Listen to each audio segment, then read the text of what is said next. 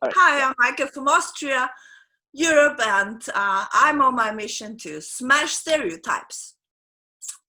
And I am Banks Helfrich, and I am in Florida, United States, and I am here to listen to Mijke smash stereotypes.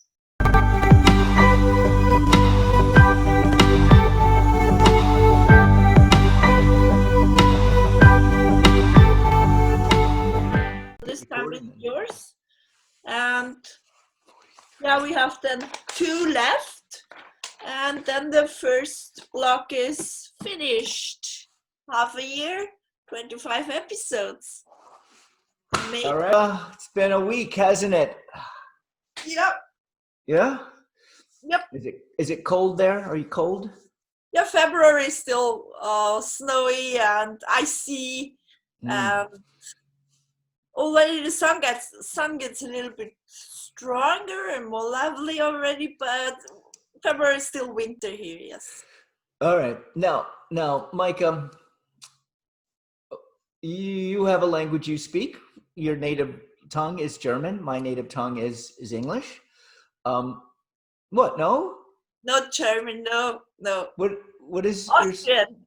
Oh, yeah, but okay. Oh, I'm sorry. Is Austrian? It's not German. Austrian language is Austrians got Austrian and Germany is different. There is the written language is German, but the spoken language is different. So for me, from some parts of Germany, it's hard to understand German, and for Germans,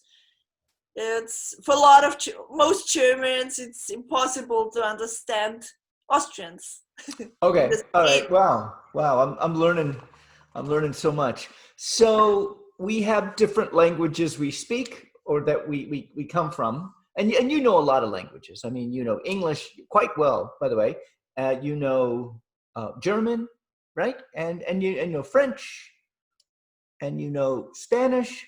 Wow, you know a lot of languages. All right, so basically my only language that I'm fluent in is English. I do speak a little bit of Spanish, un poquito. So we have speech as our language to understand each other. We use speech, correct? And by using speech, sometimes culturally, I mean, your language will have words and concepts and ideas and thoughts that you have to translate into English so that I understand it. And still, it's not perfect. I mean, it's not exactly what it is.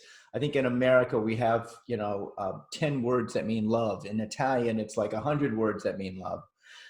So my point is, so we speak, and when we speak, sometimes I can offend you by something I say, and unintentionally offend you, unintentionally say something that you take because your native language is Austrian, and make it in your mind that I have offended you in some way. Now, you must understand my intention is not to offend you. However, 57 years of being raised in America, in the American culture, and I mean, and I'm not making excuses for it. This is where I am. We are sponges. I am a sponge. I take from my culture. You are too. So I will more than likely, and I probably have, offended you in something that I have said. Yes? Not in the way you use the language, it was the content. So if you say the same in German or French or Spanish, the same content, it would have offended me in the same way. So this was not, I don't mind language varieties or a bumping thing in the language, or some things I don't understand properly. I don't mind that because I know that's just a language thing. But it's the content, the awareness of being rude or offending, or of just being not conscious about the And, and, things and you express. right. And that is a cultural difference that we do have, correct? Yes? Yeah, maybe there is a cultural thing, but it's not so much, I think. Well, I prefer a little bit more of politeness and educated language, which is not the daily use, I think, in US. But when I speak Austrian, I can be also very direct and on the let's say simple simple line. So I have a harder language in dialect, and when I speak more elevated in Austrian, yeah, the words are more polite.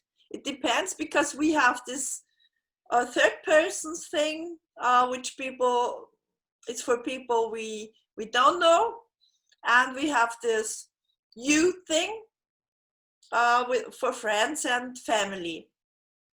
So we don't call everyone you. So if you're an adult, children are not allowed to call you you. Right. Okay. So you speak of an elevated way of speaking. Okay. And am I correct in assuming you mean metaphors? You speak in metaphors, and that's an elevated way of speaking, yes? Yes, but the offending things are, I think, is the awareness of what comes out of the mouth. So communication is a very has a very wide range where you can put awareness in, or you just speak unconsciously the things you just have on your mind. I love metaphors because they don't hurt. If you talk in metaphors, you're more polite, or you're more visual, so you don't offend other people so easy, because you don't say you tell a story, and the communication partner can choose which part of the story he mirrors, or which part he doesn't reflect on, or which he doesn't have rapport to. So it's a more spacious, more open way to communicate when you tell little metaphors or stories. That's all right. I like to speak, yes, because there's more creativity in it and more room for the other person than the really direct command. I always say the apps, it's necessary for military and police, and but it's not necessary to be very pushy in a language when you have the time between friends. To have a little bit more luxury of telling you stories, and then be in more in a creative part of speaking. Yes. All right, I'm going to make a point, and I'm going to use a metaphor to make this point, okay?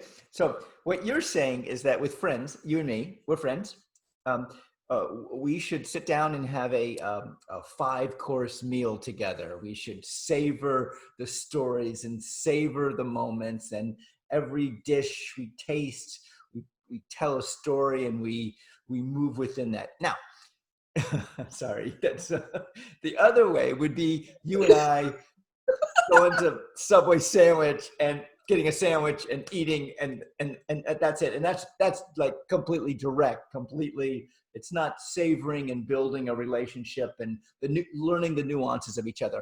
I get that. I totally get that. What I have found out that in my life, where I am now, I do sometimes find myself being direct to make sure there's no miscommunication. Yeah, that's okay. That's okay. Maybe for our viewers, for our audience, our still here audience, our new audience, to bring it on the yeah. What I mean when I say offending is the content thing, and that had nothing to do with direct or not direct or short, or it is the not being aware what the meaning of the message is. For example, when you say you are still beautiful for your age. So what does that mean? Still? That means it's over soon, and you are beautiful is putting me in a box of just the physical appearance, and for your age is okay, you're already a little bit older, but still, but what lands and the women, not only mine, I did a little research. I asked 30 women how they will, in 3 languages, how they will approach this message. And they all told me, what the fuck? Yeah. Language. They all told me these 3 things, so it's not only my thing. Still is a restriction. So in maybe 10 years, still is over, and you are not beautiful anymore. So I don't feel attracted anymore. So which women is interested in such a message? Second is beautiful, only the appearance, the physical attraction in the message is very physical. So it's, I don't mind what you think, I don't mind your soul, I don't know you, but like your physics, so come on. So it's not very sensitive. So it diminishes a woman to her physical appearance. And for a lot of women, I can tell you the secret, this means to quit, because they don't want a man who is only into looks, into clothes or makeup or body shape or whatever, because they know when they are sick, when they are a little bit more in aging or whatever, or thinner, like me, I get thinner every year. When that physics changes, the guy will not be in the same attracted energy anymore. So they start to feel themselves diminished in being measured by superficial appearance. And the third thing is for your age. So here in Europe, we don't talk about age. It's not polite.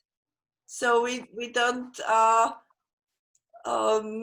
say in your age or for your age, and also I think age is not important. So if 2 people love each other, it can be a 20-year-old and a 60-year-old who love each other. So this thing on the age, whatever it is. So in our case it's the 50s, which yeah, so pretty midst of it.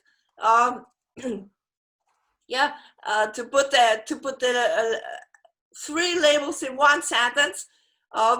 Every woman who heard that said, "Oh no, stop that!" They wanted to convince me. I said, "No, he's a really nice guy, and he's just not aware of all the content he delivers. He likes to please and make compliments, and he's really nice." They said, "Take care, and I said, "I know what I do because it's a show." All right. Yeah. And I just want to make sure I bring everybody up to date with what's going on. Back a few months, maybe a month or so, we did the episode on beauty and makeup, I think, and that was mine. And I did say to you those 3 things: still beautiful and for your age, in the same sentence, which was a I apologize. Actually, to tell you the cultural difference is in I guess in America. I mean, I have said that I think I've said that in the past to a woman, and I don't know if they took it the same way that you took it, which is a cultural change. And now what we're doing now, though, aren't we, Mijke? Aren't we having a direct conversation about this thing? And we are becoming, so there's no misunderstanding. So I know I know what it is. You have created a boundary for me to play within, and you've said, "Thanks, don't go beyond this, okay? Don't talk about still and those judgment words of beautiful and for your age, because you will turn off a lot of women because they'll look at you as that guy or the man or a man or whatever you want to label you put on it." And by us, this was too much, we freeze. It was it too much? Yeah, I mean, we both froze. Both pictures froze, and I had no audio. So sometimes I think Zoom is watching us, or somebody else. I don't know. Every time when the topic gets serious, come there is some on. praise or some technical stuff. All right. So I'll bring it. Is Alexa listening to us? No, she's not. I turned her off. She's not interfering. No, I hope not. So to just bring this down, you are creating boundaries for our relationship. Yes, you and I are both boundaries. In general, I think this example I brought up now is a very general thing. Yeah. I think also for American girls or women, I think maybe they are just polite or they are just nice to not be sad about such a sentence. Maybe they just are not used to talk about that they feel offended by it. And maybe, but I talked to a lot of Canadian American women who said, "No, it's that I don't accept that." So maybe the men think just because the women don't mention it, it's okay. Maybe it's just a general unawareness, a general unconscious social thing that you tell women they are pretty or they look so good, or I mean, I can also say to you, "You look amazing today," but it is just a picture of the moment. So I don't define your personality in that. Mm-hmm. Yeah. You know what? You know the difference when we go out, for example, and you like you like my appearance. It's like, oh, you look amazing. You look amazing today. It's okay. But also I think there are also some thoughts, and the other days I don't look amazing or what? Well, Mijke, we're running out of time, so we had to stop there. By the way, just so you know, you look amazing. Thank you. Thank you. And all the girls, put your comments down below what you think. I'm very curious what you think about sentences like that. And we go on with the awareness, Mr. Helfrich. All right, Miss Gelbmann. I'll see you next month. Oh no, I'll see you next week. Next week. Next week. Yeah. Yeah. All right.